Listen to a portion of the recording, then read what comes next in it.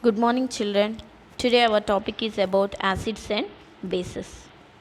So, before learning about acids and bases, in our day to day life, we are coming across with the different types of materials. We are eating different types of food materials. Already, we learnt about the different components of food like carbohydrates, proteins, fats, and all this we have learnt. So, in our day to day life, we are consuming different food materials like oil, milk, meat, fruits, vegetables, and all this. Do all these food materials have same taste? No. The taste differs from one food material to the other. The taste of the food depends upon the component which is present in the food. So, basing on the taste or basing on some of the characteristic features present in different food materials, we are classifying them into acids and bases. To understand about acids and bases, here is a small activity given for you.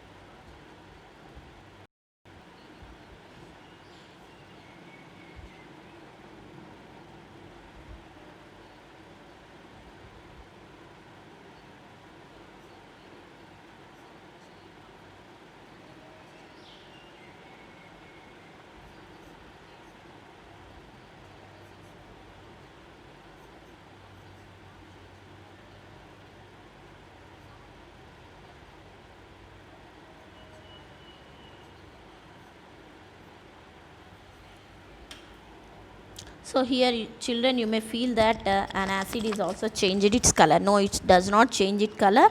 As it is wet, you are seeing this color. Once it dry up, it again comes to the yellow color only. So if you want, you can check it in your home. Try to do this activity at your home. Now, let us see what is an indicator. The substance which indicate a change in color when some substances are added to them are known as indicators. So here we are taking turmeric powder as an indicator because you observed already in the activity the turmeric powder when added with an base, it changed its color. So when any substance changes its color when added to another substance, that we call it as an indicator. So here you see the ant. So whenever you feel an ant bites you, there you feel some burning sensation, isn't? This is because of the formic acid released by the ant. So ants are releasing formic acid which is causing burning sensation. So this is another nature of the acids, that is a burning sensation. So here another indicator also we can take, that is a litmus paper. So if we take litmus paper is of two types, blue color and red color. So when blue litmus is turned into red color, we can say that substance as an acid. So what are the characteristic features of acid? Acids are sour in taste. So most of the acids we feel them as sour in taste. Acids are substance that turn blue litmus to red. That activity also I will post you. You can do litmus paper at your home and you can try to do the activity by taking different types of materials which are given in table 3 in the textbook. Next, acid causes a burning sensation. So these are some of the features or nature of the acids. So in nature, we are having some food materials which is consisting of acids daily which we are eating them.